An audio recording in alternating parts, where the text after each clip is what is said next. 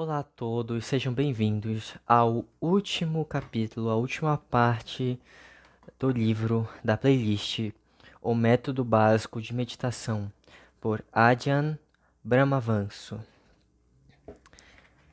Então, na terceira parte, que se chama Não faça absolutamente nada e veja como a respiração se mostra suave, bela e atemporal, Ajahn Brahmavanso conclui, como ele diz, a sua palestra da seguinte forma, começando. A primeira e a segunda parte descrevem os 4 primeiros estágios, tal como eu os classifico, da meditação.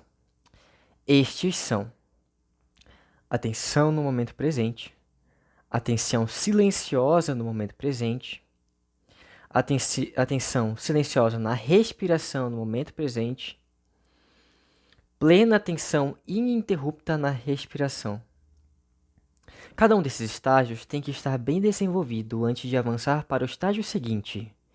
Quando a pessoa tem pressa de passar por esses estágios de desapego, os estados mais elevados se tornarão inalcançáveis. É como construir um edifício alto com fundações inadequadas. O primeiro andar é construído com rapidez, e da mesma forma o segundo e o terceiro andares. E assim, quando o quarto andar é adicionado, a estrutura começa a balançar um pouco, e quando eles tentam adicionar o quinto andar, o edifício desaba. Portanto, por favor, gaste bastante tempo nesses primeiros 4 estágios. Iniciais. Faça com que todos eles tenham firmeza e estabilidade. Antes de prosseguir para o quinto estágio, você deveria ser capaz de manter o quarto estágio. A plena atenção ininterrupta na respiração. Atento a cada momento da respiração, sem um único intervalo, ao longo de 200 ou 300 respirações seguidas, com facilidade. Eu não estou dizendo para contar as respirações neste estágio, mas uma indicação do intervalo de tempo durante o qual alguém deveria permanecer com o estágio 4 antes de seguir adiante. Na meditação, a paciência é o caminho mais rápido. O quinto estágio, chamado plena atenção ininterrupta na respiração bela. Frequentemente, este estágio flui naturalmente do estágio anterior, de forma contínua e discreta. À medida que a plena atenção permanece com facilidade e de forma contínua na experiência da respiração, sem nada que interrompa o fluxo uniforme da atenção, a respiração se acalma e muda de uma respiração comum, grosseira, para uma respiração bela, muito suave e pacífica. A mente reconhece essa respiração bela e se delicia com isso. Ela está feliz só em permanecer ali, observando essa respiração bela. A mente não precisa ser forçada, ela permanece com a respiração bela por si mesma. Você não faz nada. Se você tentar fazer algo neste estágio, irá perturbar todo o processo. O belo será perdido, e como num lance infeliz num jogo de tabuleiro, você voltará atrás muitas jogadas. O fazedor tem que desaparecer neste estágio da meditação, e só ficar o sabedor, observando passivamente. Um artifício que pode ajudar neste estágio é quebrar o silêncio interior apenas uma vez e gentilmente pensar consigo mesmo. Calma. Isso é tudo. Neste estágio da meditação, a mente em geral está tão sensível que apenas um pequeno empurrão como esse faz com que a mente siga a instrução de modo obediente. A respiração se acalma e a respiração bela emerge.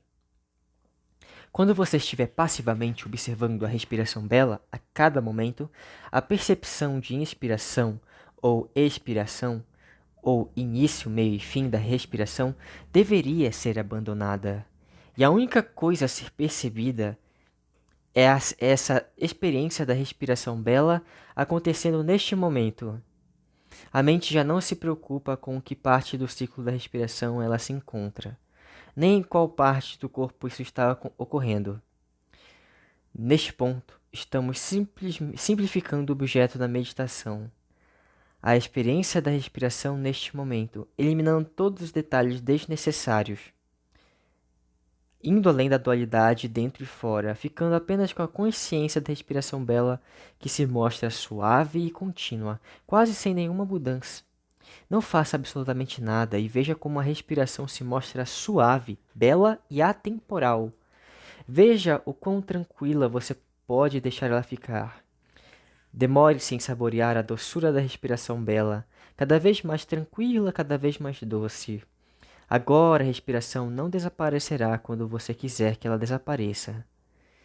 Mas quando houver tranquilidade o suficiente, restando apenas o belo, uma símile da literatura inglesa poderá ajudar? No livro Alice no País das Maravilhas, escrito por Lewis Carroll, Alice e a Rainha Branca tiveram uma visão de um gato sorridente aparecendo no céu. À medida que observavam, primeiro o rabo do gato desaparece, depois as patas, seguidas pelo resto das pernas. Em breve, todo o corpo do gato desaparece por completo, restando apenas a sua cabeça, ainda com sorriso. E aí a cabeça começa a se desvanecer, a partir das orelhas e dos bigodes. Em um pouco tempo, toda a cabeça do gato sorridente desaparece por completo, exceto o sorriso que ainda permanece no céu. Um sorriso sem os lábios para sorrir, mas um sorriso visível mesmo assim. Essa é a analogia acurada para o processo de desapego que ocorre neste ponto da meditação. O gato sorridente equivale à respiração bela. O gato desvanecendo-se representa a respiração desaparecendo. E o sorriso incorpóreo ainda é visível no céu representa o puro objeto mental belo, claramente visível na mente. Esse objeto mental puro é chamado de nimitta. Nimitta significa um sinal e, neste caso, um sinal mental. É um objeto real no cenário da mente. Citta. E quando aparece pela primeira vez é muito estranho. Não existe nada que possa ser comparado a ele. Entretanto, a atividade mental chamada percepção busca algo. Nos bancos da memória das experiências de vida, nem que seja apenas um pouco parecido, para proporcionar uma descrição para a mente. Para muitos meditadores, esse belo incorpóreo, esse prazer mental é percebido como uma luz bela. Não é uma luz. Os olhos estão cerrados e a consciência na visão já foi desligada faz muito tempo. Trata-se da consciência da mente libertada pela primeira vez do mundo dos 5 sentidos. É semelhante à lua cheia, neste caso representando a mente luminosa que surge detrás das nuvens. Neste caso, representando o mundo dos 5 sentidos. É a mente se manifestando e não uma luz. Mas para muitos parece uma luz. É percebido como uma luz porque essa descrição imperfeita é a melhor explicação que a percepção é capaz de oferecer. Para outros meditadores, a percepção opta por descrever essa primeira aparição da consciência da mente como sensações físicas, tal como uma intensa tranquilidade ou êxtase. Outra vez, a consciência no corpo, aquilo que experimenta o prazer, a dor, o calor e o frio e assim por diante, já faz tempo foi bloqueada e isso não é uma sensação física, mas é percebido como algo semelhante ao prazer. Alguns veem como uma luz dourada, uma luz branca. Alguns uma estrela dourada, alguns uma pérola azul. O fato importante é saber que todos estão descrevendo o mesmo fenômeno. Todos experimentam o mesmo puro objeto mental. E esses detalhes diferentes são adicionados pelas distintas percepções. Você pode identificar um nimitta através das 6 características seguintes. 1. Ele aparece apenas depois do 5º estágio da meditação, depois do meditador ter estado com a respiração bela por muito tempo. 2. Ele aparece quando a respiração desaparece. 3. Ele surge com a completa ausência dos 5 sentidos da visão: audição, olfato, paladar e toque. 4. Ele se manifesta apenas na mente silenciosa quando o pensamento discursivo, diálogo interior, estiver totalmente ausente. 5. É estranho, mas com poderosa atração. 6. É um objeto que possui beleza singela. Menciono essas características para que vocês possam distinguir os nimittas verdadeiros dos imaginários. O sexto estágio, então, é chamado experimentando o nimitta belo. Ele é alcançado quando o desapego em relação ao corpo, ao pensamento e aos cinco sentidos, incluindo a consciência da respiração, é tão completo que só resta o nimitta belo. Algumas vezes, quando o nimitta surge pela primeira vez, ele pode parecer monótono. Nesse ponto, o meditador deveria regressar imediatamente ao estágio anterior da meditação, da plena atenção ininterrupta na respiração bela. O meditador avançou para o nimitta demasiado cedo. Outras vezes, o nimitta é brilhante, mais instável, brilhando de forma intermitente como o facho de um farol. Outra vez, isso mostra que você abandonou a respiração bela demasiado cedo. O meditador precisa ser capaz de sustentar a atenção na respiração bela com tranquilidade por muito tempo antes da mente estar apta para manter a clara atenção no limite muitíssimo mais sutil. Portanto, treine a mente na respiração bela, treine-a com paciência e diligência, e quando chegar o momento de ir para o nimitta, ele será luminoso, estável e fácil de ser mantido. A principal razão pelo qual o nimitta poderá parecer monótono é que a satisfação não é demasiado profunda. Você ainda está desejando algo. Em geral, você está desejando nimitta luminoso ou desejando jhana. Lembre-se, e isto é importante, jhanas são estados de desapego, estados incríveis de profunda satisfação. Portanto, solte-se da mente faminta. Desenvolva a satisfação pela respiração bela, e o nimitta e o jhana acontecerão por si mesmos. A principal razão para a instabilidade do nimitta é porque o fazedor não quer deixar de interferir. O fazedor é um controlador, o motorista no banco traseiro, sempre se intrometendo onde não é chamado e criando confusão. Esta meditação é um processo natural de trégua e requer que você saia da frente completamente. A meditação profunda só ocorre quando você realmente se desapega. E isso significa realmente se desapegar ao ponto do processo se tornar inacessível para o fazedor. Um meio hábil para alcançar essa renúncia profunda é depositar de modo deliberado plena confiança no nimitta. Interrompa o silêncio só por um momento, de modo muito gentil, e sussurre, como se fosse dentro de sua mente, que você deposita plena confiança no nimitta, para que o fazedor renuncie a todo e qualquer controle e desapareça. A mente, representada neste caso pelo nimitta à sua frente, irá então assumir o processo, enquanto você só observa tudo isso acontecendo. Neste ponto, você não precisa fazer nada, porque a intensa beleza do nimitta é mais do que suficiente para reter a atenção sem a sua ajuda. Cuidado para não fazer avaliações neste estágio, questões como: o que é isso? Isso é jhana? O que devo fazer a seguir? E assim por diante são todas o labor do fazedor, tentando novamente se intrometer. Isso atrapalhará o processo, você poderá avaliar tudo. Uma vez que a jornada tenha sido concluída, um bom cientista avalia o experimento apenas no final, quando todos os dados foram coletados. Portanto, agora não faça avaliações ou tente chegar a conclusões.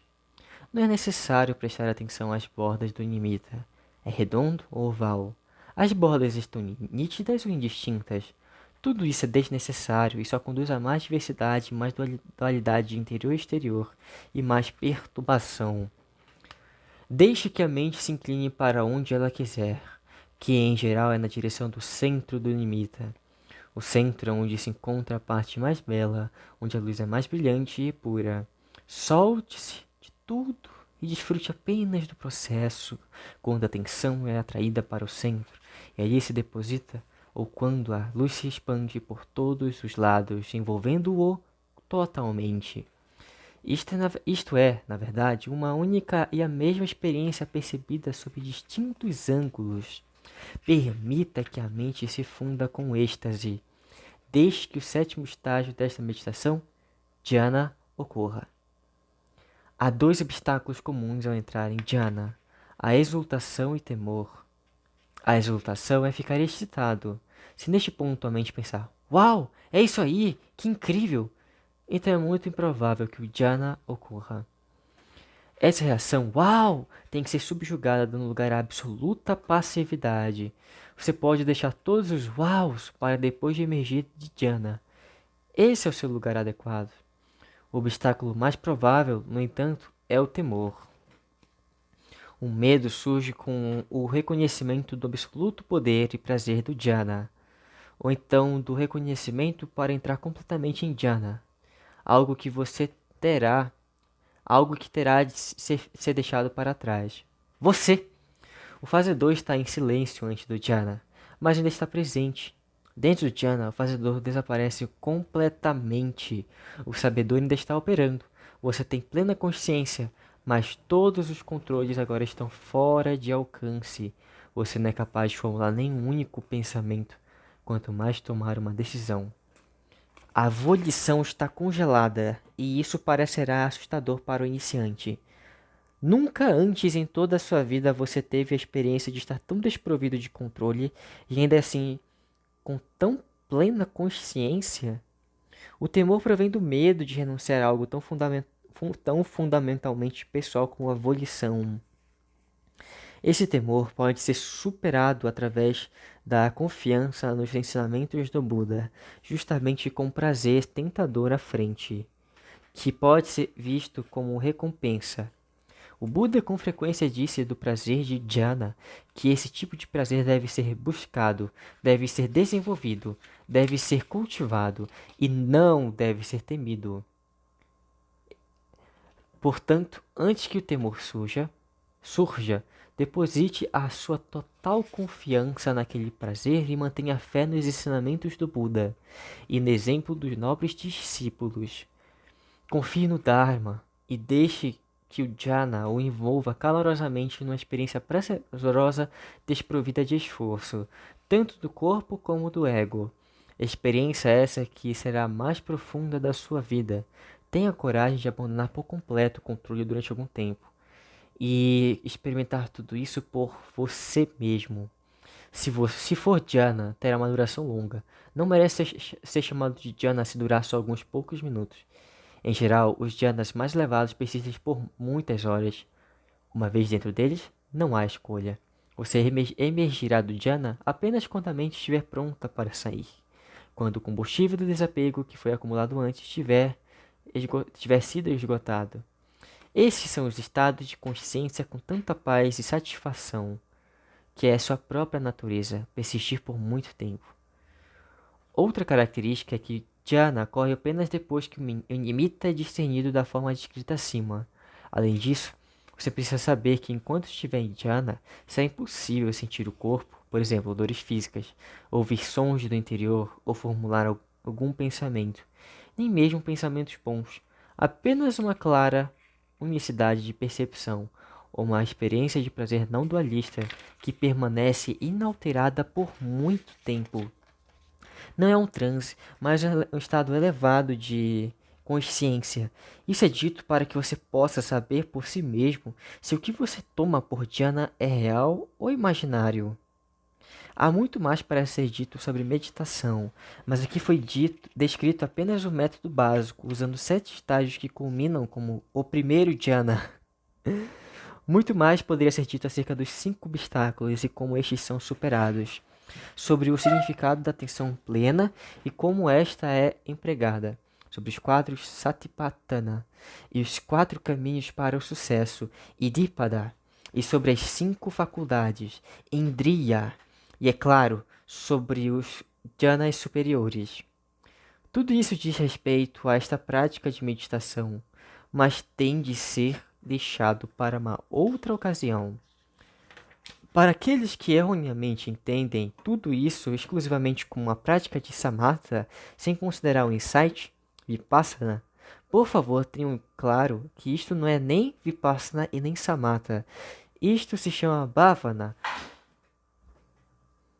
o método ensinado pelo Buda e reiterado na tradição de florestas do Nordeste da Tailândia, da qual fazia parte o meu mestre, o Ven. Ajahn Chah Frequentemente, Ajahn Chah dizia que Samatha e Vipassana não podem ser separados, e que tampouco é possível desenvolver esse par separado do entendimento correto, pensamento correto, conduta moral correta e assim por diante. De fato, para progredir nos 7 estágios descritos acima, o meditador necessita ter uma compreensão e uma aceitação dos ensinamentos do Buda e uma conduta moral pura. O insight será necessário para alcançar cada um desses estágios, isto é, o insight do significado do desapego, da renúncia. Quanto mais esses estágios forem desenvolvidos, tão mais profundos serão os insights. E se você lograr alcançar os jhanas, então isso mudará toda a sua compreensão. Pode-se dizer que o insight gira ao redor de jhana e que jhana gira ao redor do insight.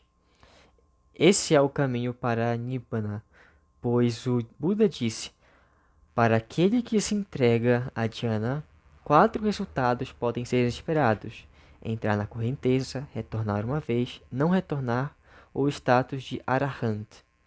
Passadika Sutta, DN 29.25.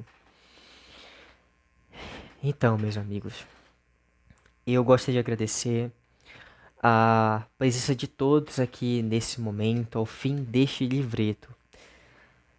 Muito obrigado por terem assistido, de verdade mesmo. Eu espero que vocês tenham aprendido.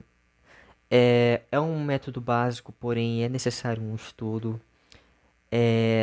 Se for necessário, escutem novamente essa série.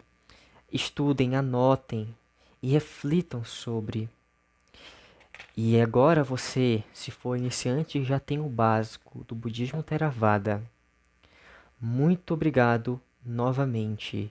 Eu te desejo muita boa sorte para a tua jornada.